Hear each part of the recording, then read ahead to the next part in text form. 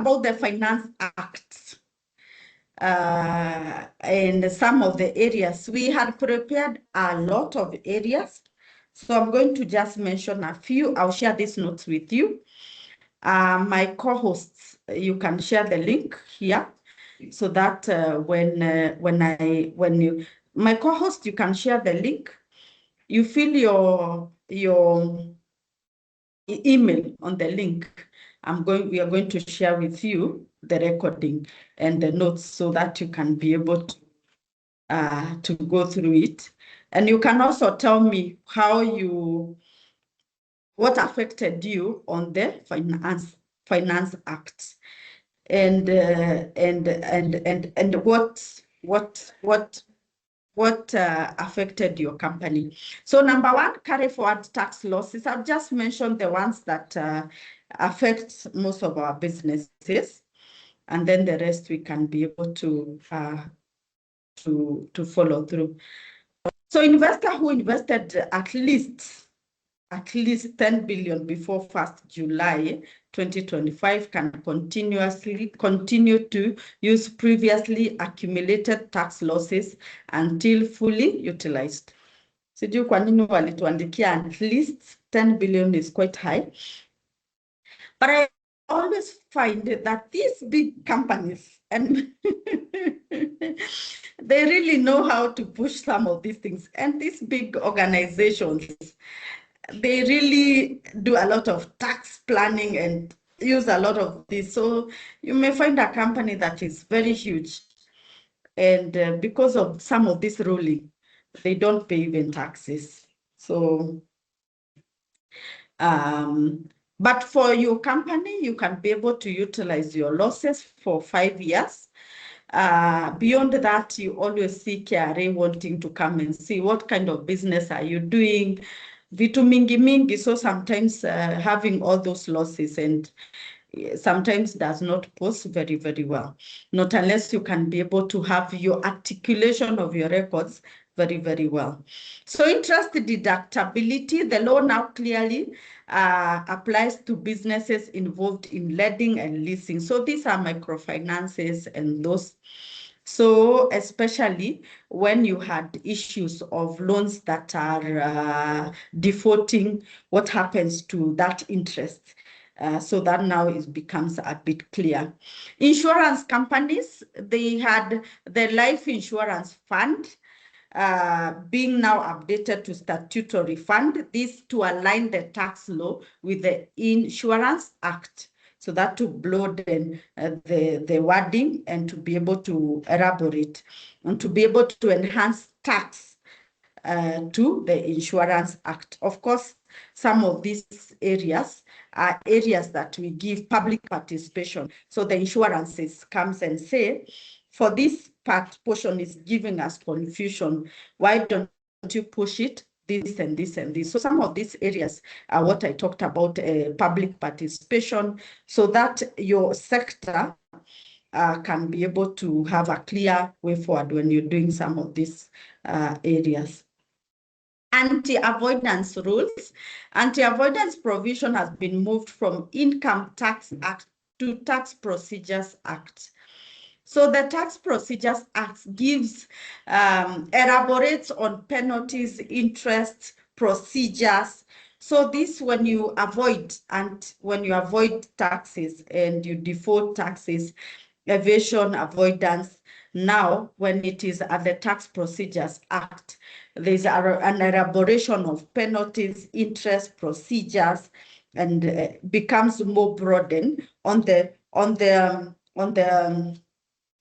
how, if you do this what should follow through. So KRA still holds the powers to challenge tax avoidance while improving consistency across tax laws.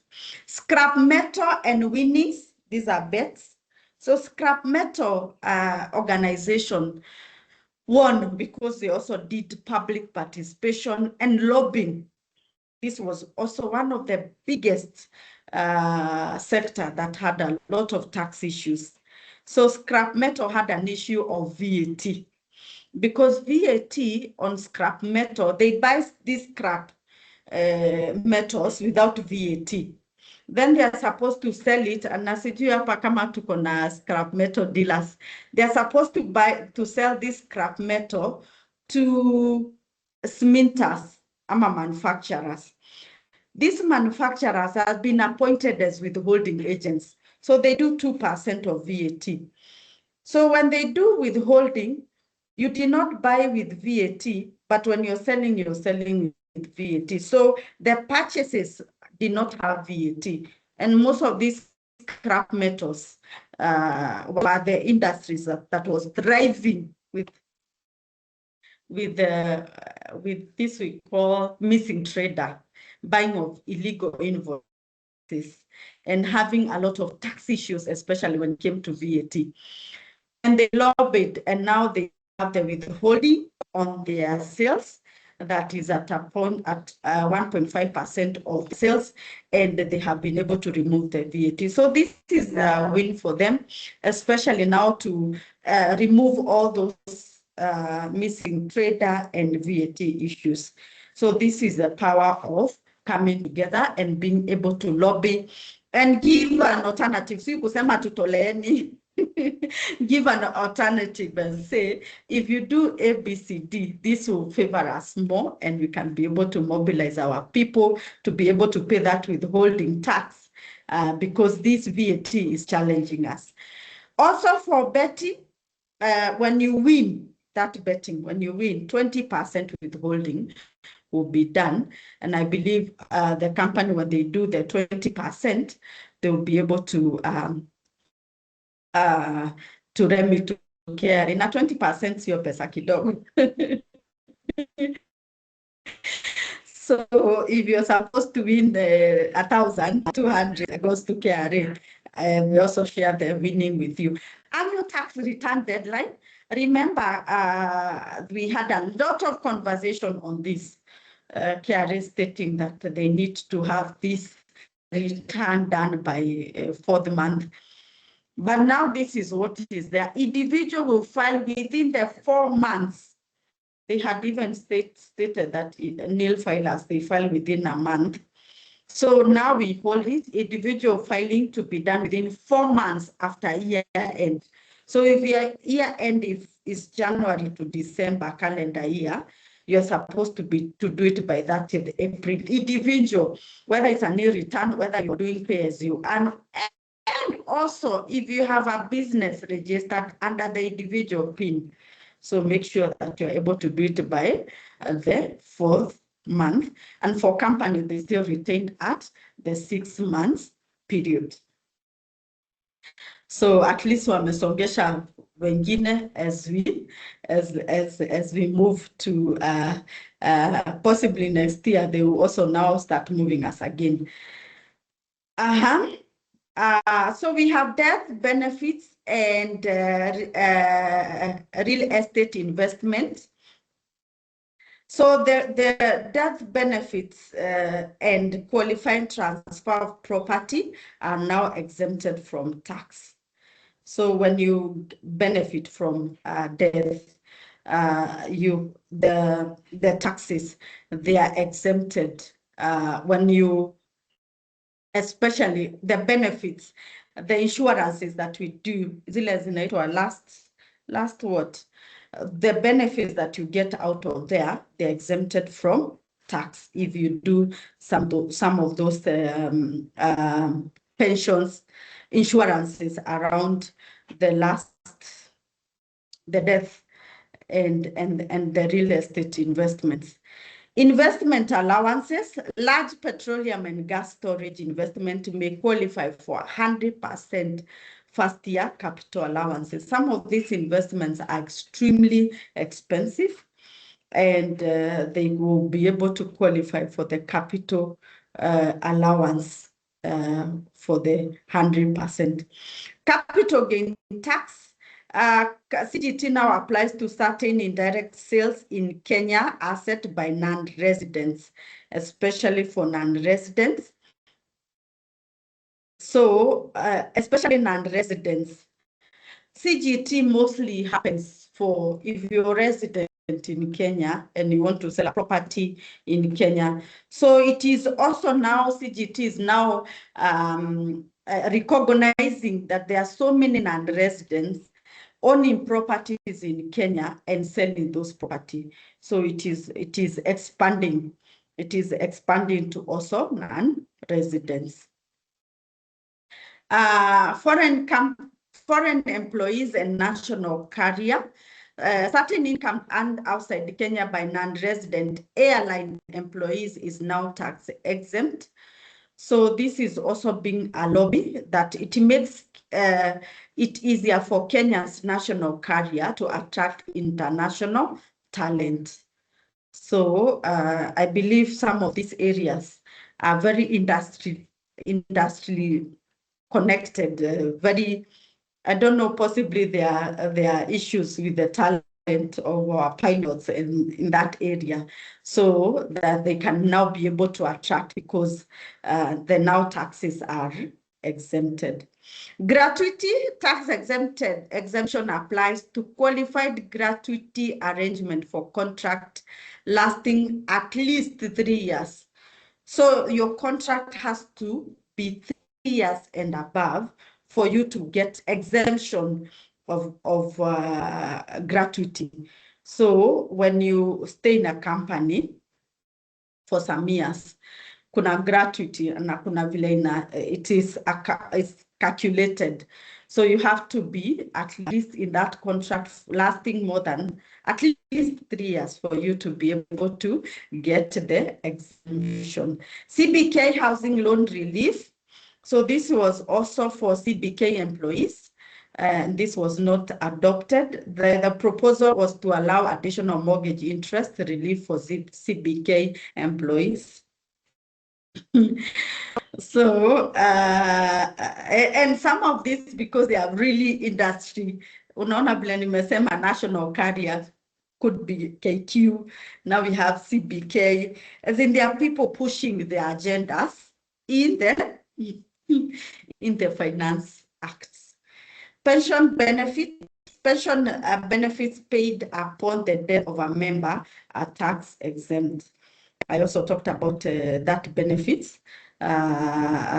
When we come to, I mentioned the death benefit. Also, I mentioned here pension paid upon the death of a member. And I believe when we are doing these pensions, this pension is supposed to go to your children upon if you're not there. That money is tax exempted. And some of these are also put there to encourage us to do a bit of this insurances to just guarantee that future. Virtual assets. So virtual asset was supposed to be defined. So this is definition now aligns with the Virtual Asset Service Providers Act. And it is supposed to clarify what is digital assets and what are supposed to be subjected to tax. So that was also provided. Exchange of information, nimeruka hiyo ingine, virtual asset service is almost the same thing. Exchange of information, Kenya may exchange virtual asset information, is still on the virtual asset. Remember some of these things that we do, the digital assets. This is, and we have seen KRA looking at, especially digital, they have been able to see that some of the businesses that we're doing, they are now going to that spaces because we are always looking for areas where we can be able to do more businesses.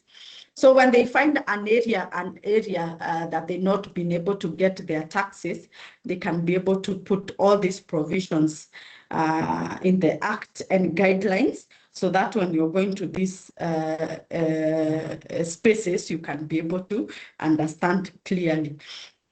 Reinstatement after deregistration.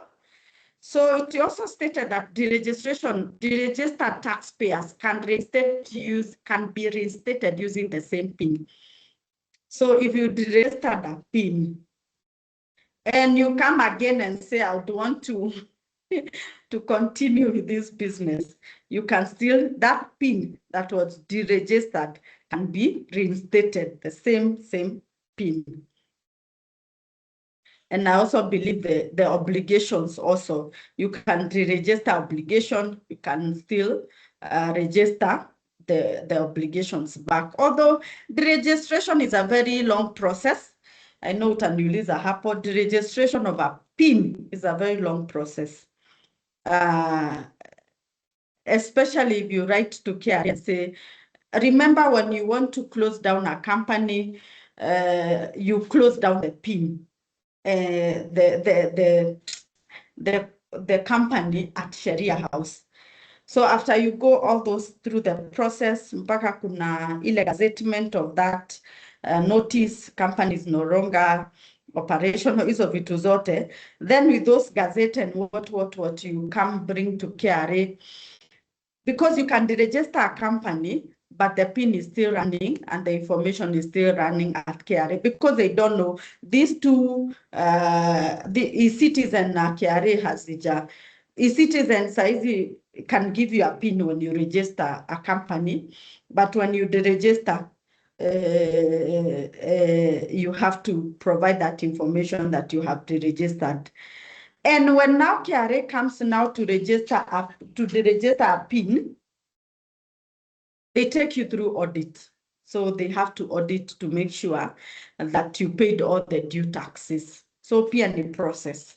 Na hata kama wata raise taxes na nini, even now to fully deregister, to deactivate that PIN is still another entire process. And they'll tell you that the registration is happening at IT department, ni kazi mrefu. So if you're looking for that process, sometimes I find just filing an e-return is easier than some of these processes. And actually auditing you, ni kazi pia. They have to really make sure that they've gotten all the taxes. Anti-tax avoidance rule, KRA has broadened powers to disregard tax avoidance arrangement, but must provide written reasons. So strengthens tax enforcement while improving fairness and transparency. I had talked about avoidance, so tax avoidance and everything, moving from the coming to the Tax Procedures Act and being elaborated further to just make sure that some of these areas are handled. Commissioner's assessment, KRA may issue tax assessment using available information after giving taxpayers an opportunity to respond. So when KRA asks you for data and you don't provide information, you tell them, I'm going to give you, you don't give, ama you disappear. Any information that they are holding, they can be able to raise assessment, issue assessment on that information. Ishika vizuri, especially default assessment. We saw KRA, by the way, when they were issuing public notice that we are supposed to file by 30th June. They stated there, if you don't file by 30th June, we are going to issue a default assessment. Default assessment means that with the information that we are having, without you providing us information, we are going to do our calculation and we are going to give you an assessment. So how do they get that? How do they do? Ama wanafikiria tu from there. They do third-party information. They can get information from your customer, from your supplier. iTax will provide that information. So if KRA put your PIN on their portal and on their system, they can be able to get a lot of information about you. They will get information from your customer, from your supplier, from withholding. Where your PIN is mentioned, they can be able to really get information. And out of that information, they can be able to make a judgment. They can also be able to see your industry.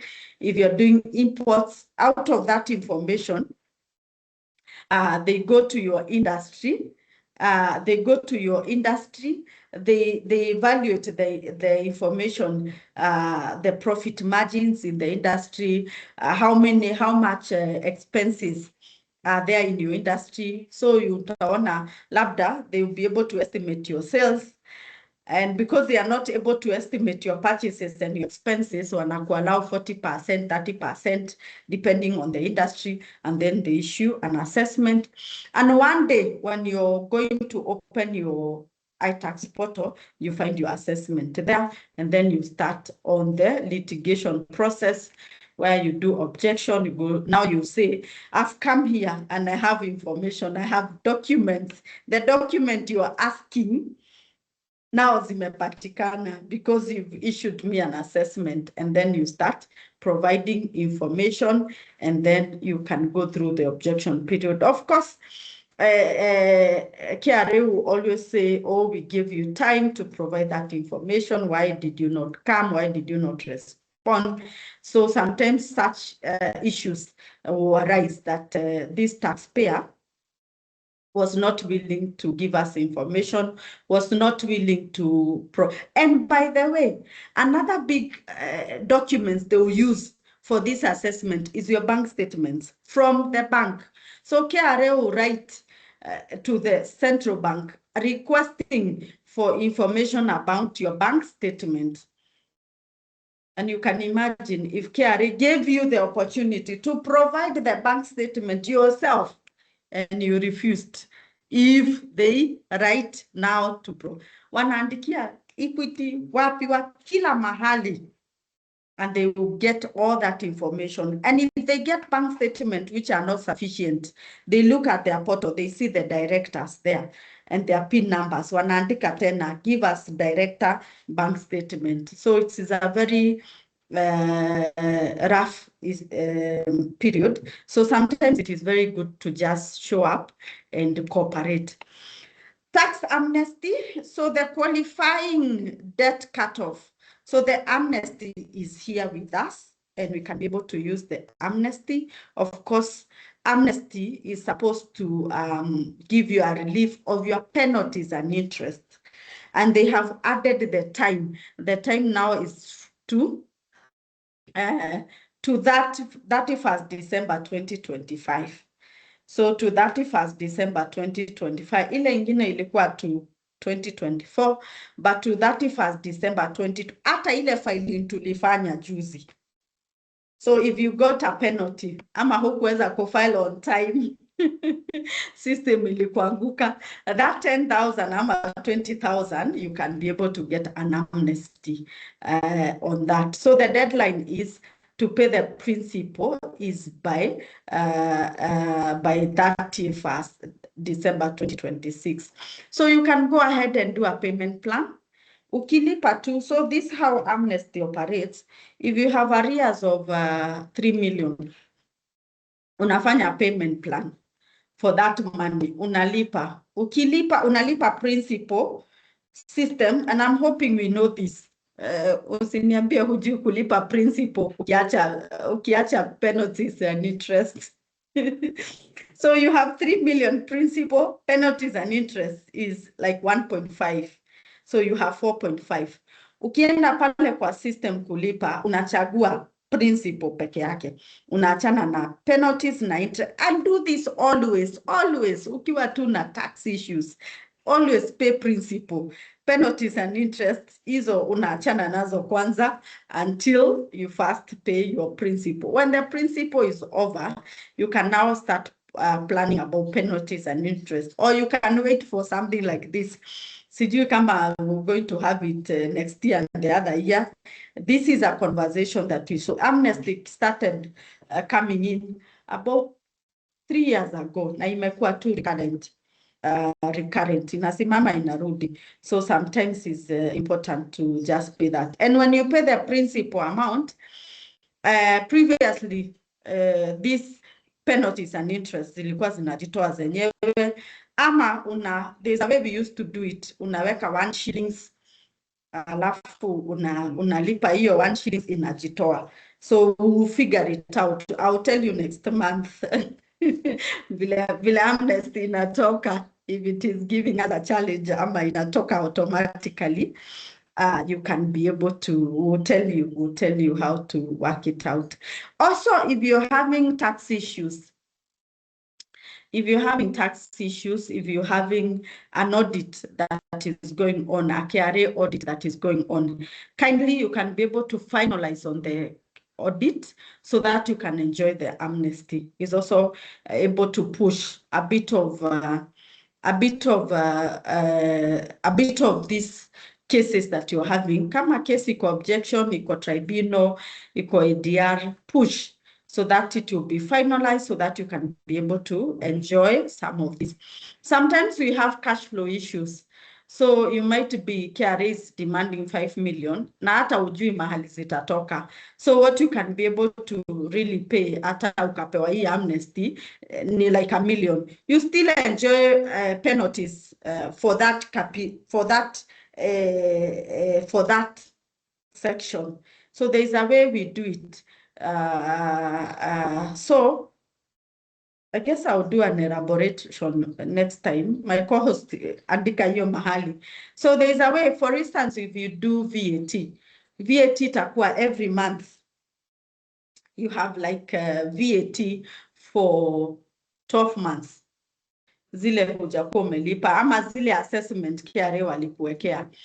They are there on the portal. So you're going to choose the principal amount. For instance, for 3 months. For 3 months, the principal amount is like 300,000. That principal amount, the same months, they have penalties and they have interests. So you pick the 3 months principal only. The penalties and interest unaziwacha pale kwa system. So you can enjoy that amnesty for those 3 months. Hata kama hizi miezi zingine hujalipa. So I guess you can share on the chat if you'd want to know more about that, so that I can be able to create a slide next time. Withholding tax relief, I've mentioned about this. It has come to the Finance Act because it was a really hard issue. Relief on withholding agents has been retained, protecting agents where the tax has already been paid by the recipient.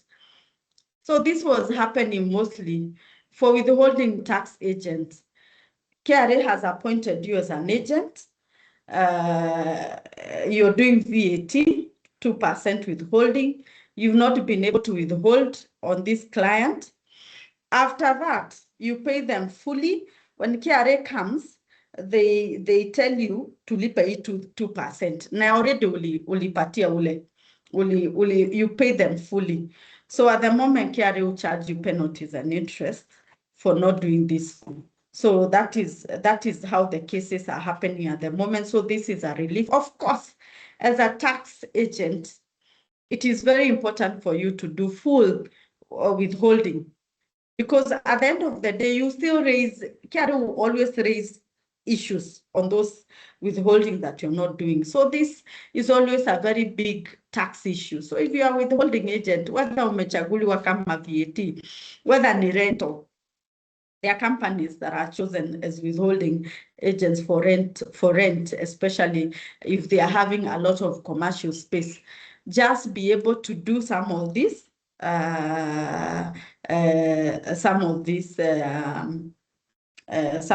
withholding. Also, kuna withholding zile tunafanya as a professional. There are so many withholding. So sometimes it's important because if you don't do them, they will always bring issues. But it's also a very big relief. Imagine the story I gave you.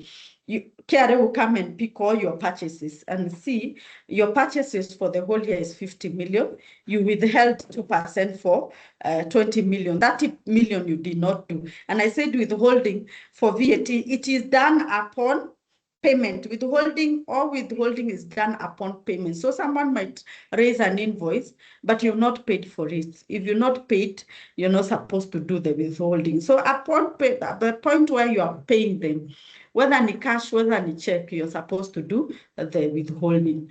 So KRA will come and say, this 30 million, you did not withhold. Wanna charge 2%. After charging 2%, they also charge you penalties and interest. So it's a big issue because you have to tell them this 30 million, kuna hii 10, I've not paid them yet. They're still on credits. They are part of my creditors. But he 20 million, yes, I paid them fully. So there's a lot of audits when you're especially an agent. I hope tumeelewa hiyo. Recovery of non-tax dues, you can ask a question. I'm almost coming to an end. Recovery of non-tax dues, KRA can recover unpaid government fees and levies using tax recovery mechanism. Of course, improving efficiency in collecting government revenues. Recovery on non-tax dues.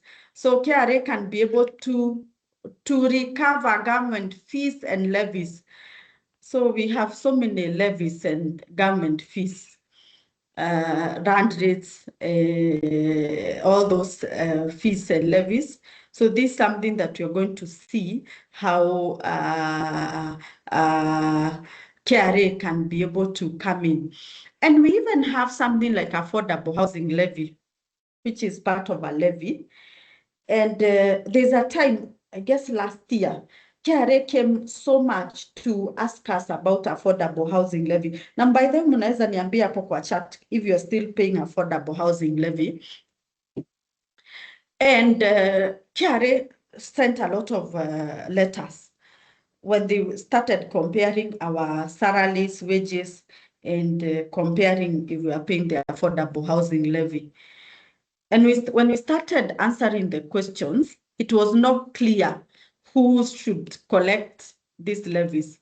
And all of a sudden, KRA went silent on collection of affordable housing levy.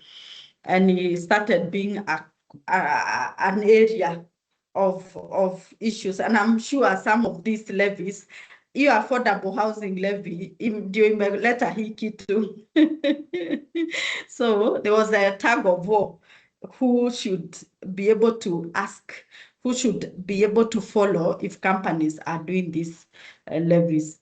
So you can tell me, because I heard some of companies are not doing affordable housing levy, but wewe endelea kuifanya. You never know how some of these things will come and affect the company. So we're going to see how KRA responds on this and how they do that. Of course, when it comes to levies, KRA always states that they don't have money power to do some of these activities, and especially some of these levies that are supposed to go somewhere else. And we also saw something like advanced tax, iya magari, some of those, because at the end of the day, they say these levies are used somewhere and this money is being used somewhere else. Unapata, they are not really keen on that. So this is an ongoing conversation, of course, possibly because of this ruling, they will come back and start doing collection. So I'm going to tell you what happens. Agency notice remains suspended while a valid appeal is pending. This was very huge and very punitive. KRA has stated, as I mentioned what KRA had stated. You can continue giving me your questions. I can see your emails. Kindly push your emails on the link. Kindly do the emails on the link. Kindly do the emails on the link provided so that it will be easier for us to be able to share.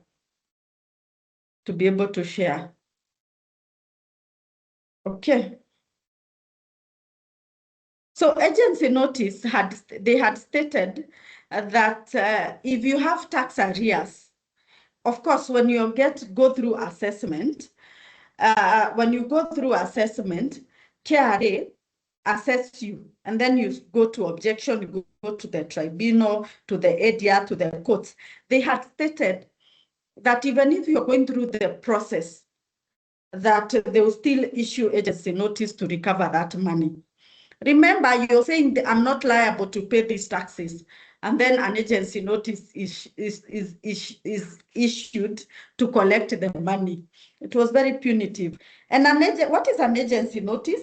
An agency notice is sent to your bank to request the bank to send them money you have in tax arrears, to send KRA that the money in the bank to send to them. It is also issued to your customers, to your tenants, if you are a landlord.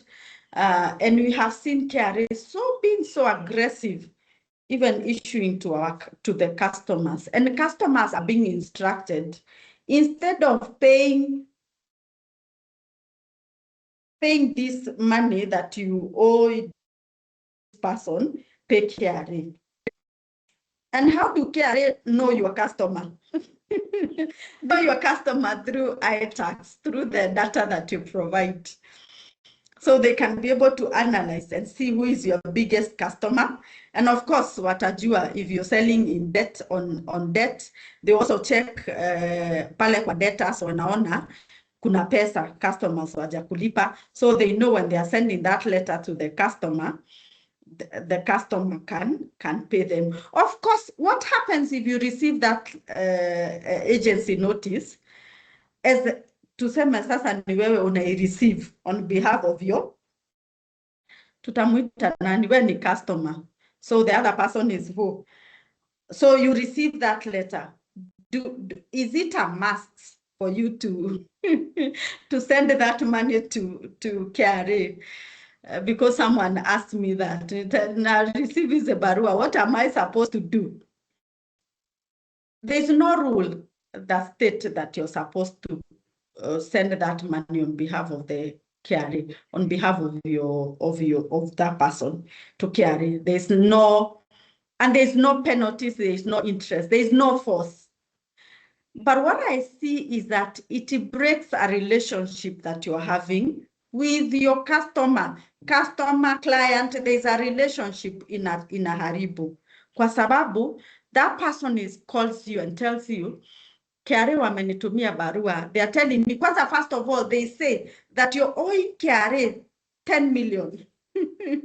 Wanakuanika 10 million. So that 10 million, and they tell you now you're supposed to recover, send KRA that money.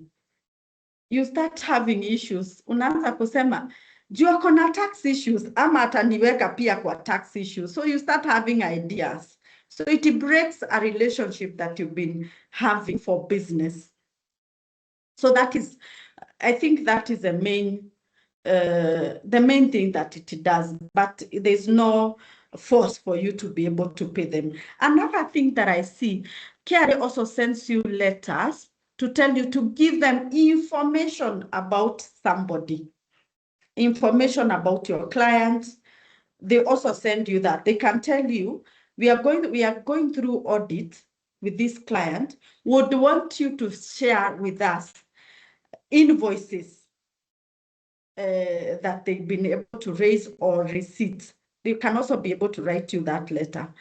So when they also do that, it's not a force for you to be able to do it, but it just breaks a relationship somewhere, and you're like, easy companies, my tax issues. Let's look for another customer. We don't want this to work with this one who is having issues. So that is the negativity that happens, even with the bank. Remember, this bank is a bank that you go to borrow a loan. Is a bank that you're having a relationship. All of a sudden, they receive a letter from KRA. And they call you, they tell you, we have received this letter. And banks are very aggressive, by the way. Bank haitakupea pesa. Bank will comply. Bank will comply. Sio kama customer. Customer will refuse, and they will not do that. But bank, a lot of banks, what happens? Sometimes bank might not really send money to KRA, but they will not, what I've seen banks do, because of course you're having relationship with the bank. you will not be able to withdraw. You will not be able to withdraw any money until you solve that issue. And when KRA is a bit aggressive, they can write to the bank and ask them how much money is in the account. So that is something that I've seen. And KRA and the bank will respond very quickly and say, remember, possibly they have sent and said they want 10 million. So the bank will say we have 2 million or we have 1 million in the account. So the KRA will respond with a PRN or an e-slip. So wana generate e-slip wao wenyewe ama what we call a PRN, wana generate wao wenyewe, wanatumia bank. Remember, a payment should be interconnected to a PRN. Kuna hiyo coding. Hiyo pesa ikiingia haitaenda kufanywa reconciliation, inaingia kwa system yako automatically.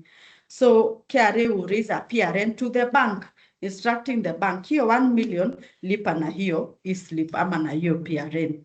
So these are some things that I've been able to see. So when you receive an agency notice, it's also very important for you to act very quickly, because if you don't, ukihold tu hivi, utapata bank ilishatuma ile pesa yote ilikuwa kwa account to KRA, because they are looking for response. And what is the response? You go to them, give them a payment plan, and start working on that payment plan.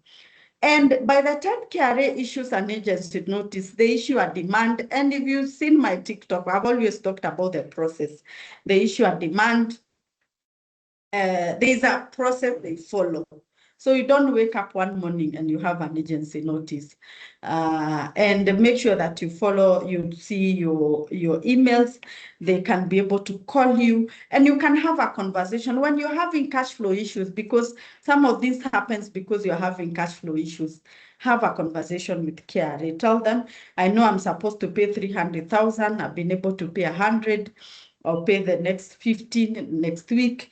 The other week I'll pay 50. The other one, and you can even say I'll be paying 50,000 per week. It will be a bit easier, because at the end of the day, when some of these things are issued, when the agency notice hits your bank, for them to be able to remove it or to lift it, wanakuitisha possibly 50%. They tell you pay 50%. So if it is 10 million, pay 50%. And now you start having a lot of issues because you don't even know where you're going to get that money from. So it becomes very forced. So I've really talked about that because it's a very huge issue. The certificate of origin, the requirement for imports document remains unchanged. So the certificate of origin continues to meet. It's very important. It's a document that you have to keep giving it, especially when you are doing the imports. Offsetting of unpaid tax. Taxpayers can still offset unpaid tax against VAT on imports. So if you're having overpaid taxes against VAT, you can be able to offset. And also we saw during a lot of improvement of the offsetting happening when we were doing the June return. If you did installment, even the previous year, if you had installment for year 2024, right now the system is able to really give a lot of debit vouchers to just use for offsetting. So it is something that is now a bit easier. Populated tax returns. We are still on the Finance Act 2026. KRA will introduce pre-filed tax return for taxpayers to review and confirm. So they are simplified tax filing, but taxpayers must verify the accuracy of pre-filed information. So a pre-populated tax return. So this also happens for our VATs. Although we always say that the pre-populated KRA inatufanyia tu, so we see a self-assessment anymore. But now the part where we have to verify is where now they are saying is still a self-assessment because you're verifying. Of course, the pre-populated also comes with errors and so many issues. So the accuracy, the verifying accuracy is also very, very important. Objection and appeal timelines. I'm going to end it within the next 10 minutes so that I can look at your return, your questions. The objection and appeal timeline. So weekend and public holidays remain excluded when calculating filing deadlines. So that one, there was that they are supposed to be included there. Remember, when you're doing objection, the objection should be done within 30 days. And the conclusion of it should be done within 60 days. And it is a very quick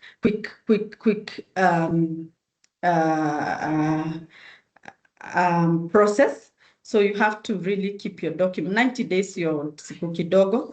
Appeal, also, when you get the objection decision, for you to be able to appeal, you have to do it within 30 days also. And also the determination also had timelines when you go to ADR, although some of these things you can, for the tribunal, for the ADR, you can still request for more time when you go, because you do hearings.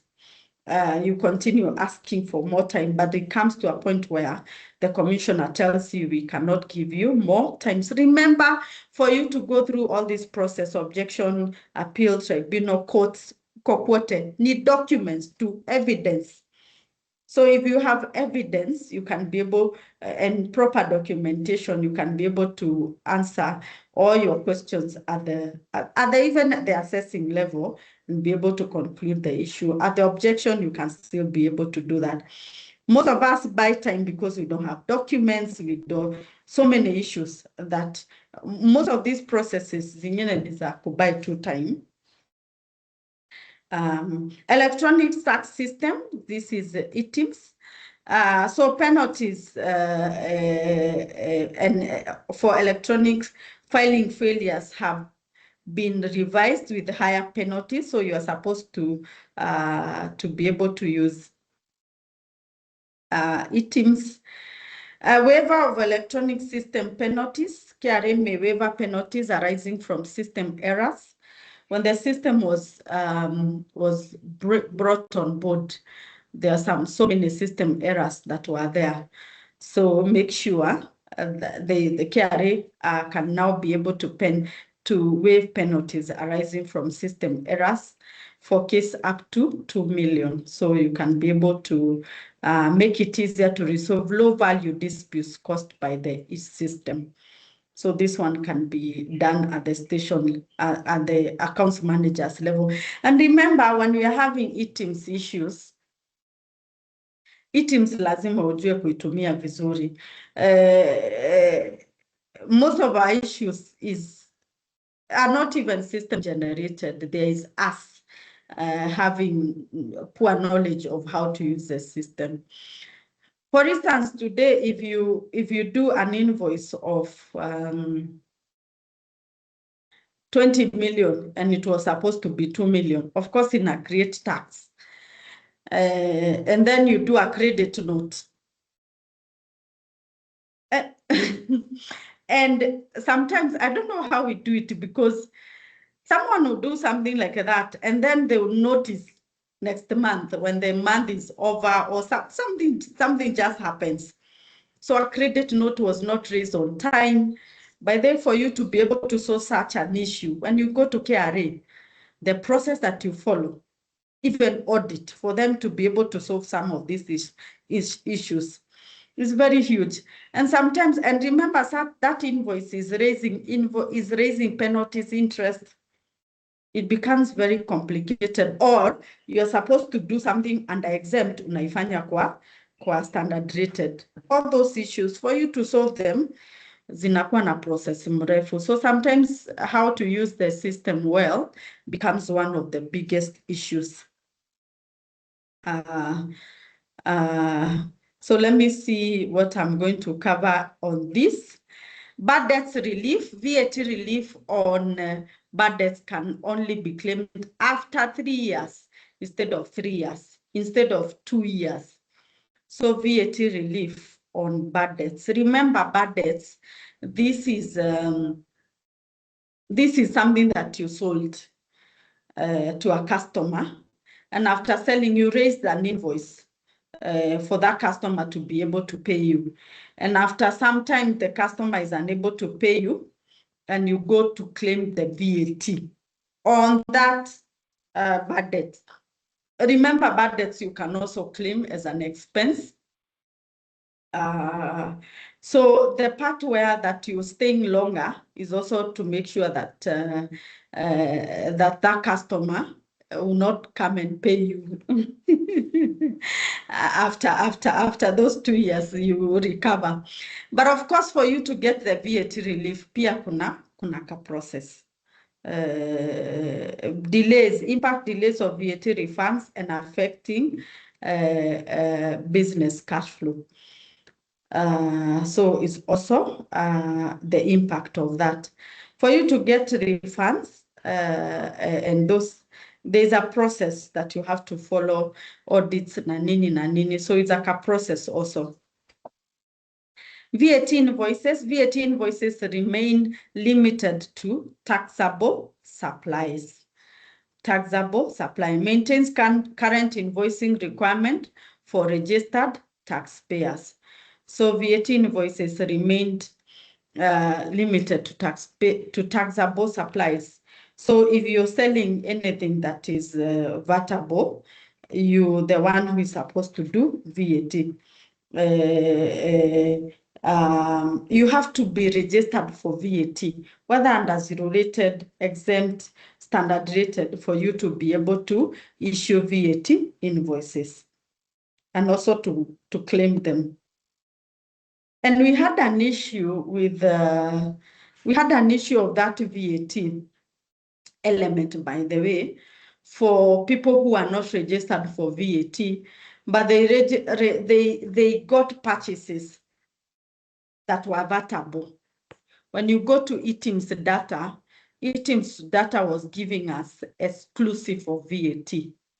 So they were losing that VAT element, and that VAT element it's supposed to come to them as cost for sababu hawana VAT. So I am very sure that the system next time will be able to be is something that relates will be able to see the changes that they are going to be able to do. Zero-rated items, proposed changes to exempt several zero-rated products were dropped. So if you remember when I talked about the finance bill, I made a full list. There were some things that were zero-rated going to exempt, under exempted going to VAT, and that happened. So it is important to check in your industry specific areas that are getting affected. So some of those areas were dropped. You can be able to look at that. You can be able to look at that. Affordable housing goods, VAT exemption for construction goods has been removed.